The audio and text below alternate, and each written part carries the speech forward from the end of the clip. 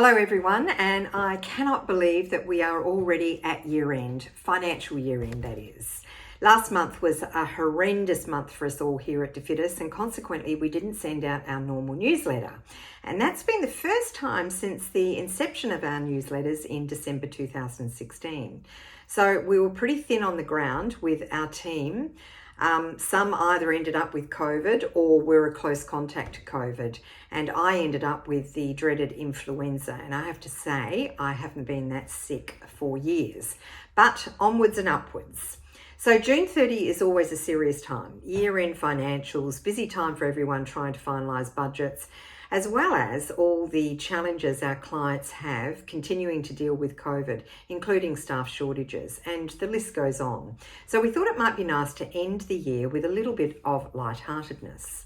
Molly has inspired us all this month with some great TikTok highlights, and this certainly underlines to me how important social media is in everything we do today. Personally, I'm not a great lover of social media. I probably have only seen the negative side, though, through the news. But from what I've been researching recently, it appears that many of our seniors seem to be embracing it wholeheartedly, and certainly they are embracing TikTok. So are we using all the different types of social media in aged care? And if not, how can we use it to spread a positive message about aging? And can we use it to get better connection with the community for our elders, and certainly their connection with the young?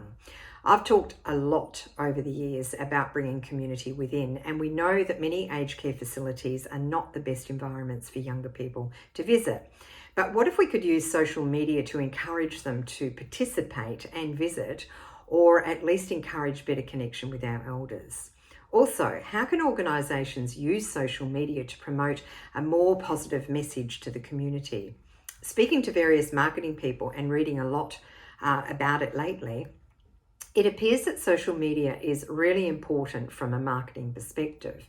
It allows organisations or facilities the opportunities to reach multiple important target markets, such as younger relatives, decision makers, and the one that I found really interesting was possible potential employees.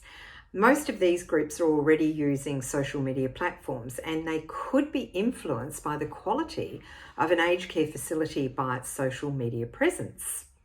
I found that extraordinary. It's sad, but it's true. Also, marketing companies tell us that failing to maintain your brand through a digital presence is a mistake. They believe it is much better to create more messages from you and not necessarily by the consumer, whose terrible and often spiteful comments may do great damage to your reputation. TikTok is an interesting platform that I never thought I would even consider, but it appears that whilst Gen Z and millennials still dominate the platform, older adults are all over the popular app, and it appears to be great for their well-being. Doing some research on TikTok, I came across some really interesting articles on not only staying connected, but also how it can assist to boost mental and physical health. If the lockdown and pandemic has been good for anything, it has made us look into ways to stay connected. Many elderly use TikTok to stay connected with their children and grandchildren.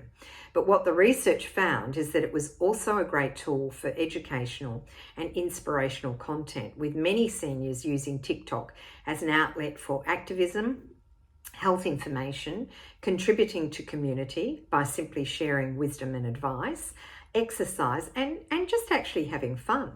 So overall, it helps transmit a positive message associated with aging, therefore creating an environment of respect, empathy, and solidarity towards our elderly. What TikTok tells us is that we must reinvent ourselves if we are to stay in touch. Many activity programs within aged care have not changed over the years, and I think could do with some reinventing. How could we get the younger generation interested in what their grandparents are doing?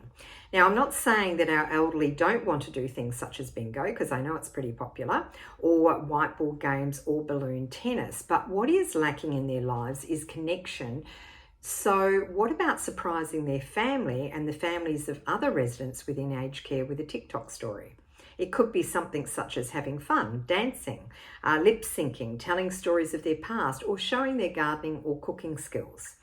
I know and understand that many residents are not capable of many physical things when they move into aged care, but I'm sure we can get inventive.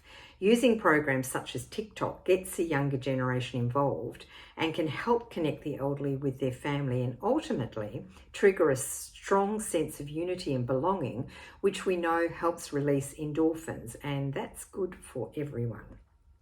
The United Nations is actually using TikTok to tackle and change how we all think, feel and act towards age and ageing. The organisation even developed a toolkit encouraging users to create a world for all ages on social media and to spread the word. We know that research shows greater community engagement and social participation are associated with better health in old age. So how can we use social media to create a new world for our elderly that encourages the younger generations to want to participate? TikTok has also been used as a viable means for education. We know that education works really well if delivered in short bursts. Many experts in their fields, such as occupational therapists, are delivering quick demonstrations and practical tips for caring for someone with dementia, for example, via TikTok. Helping families and the community understand the challenges within aged care and to show some positive outcomes could be a great message to get out into the TikTok world. Families are putting together video diaries of sorts, using TikTok to tell stories from their past, share memories, even share a person's journey. I think the general public think that a person's journey has ended when they move into aged care, but that is not necessarily the case. It's just the journey has changed. TikTok allows people to build a community and to stay connected with friends, family, including children and grandchildren.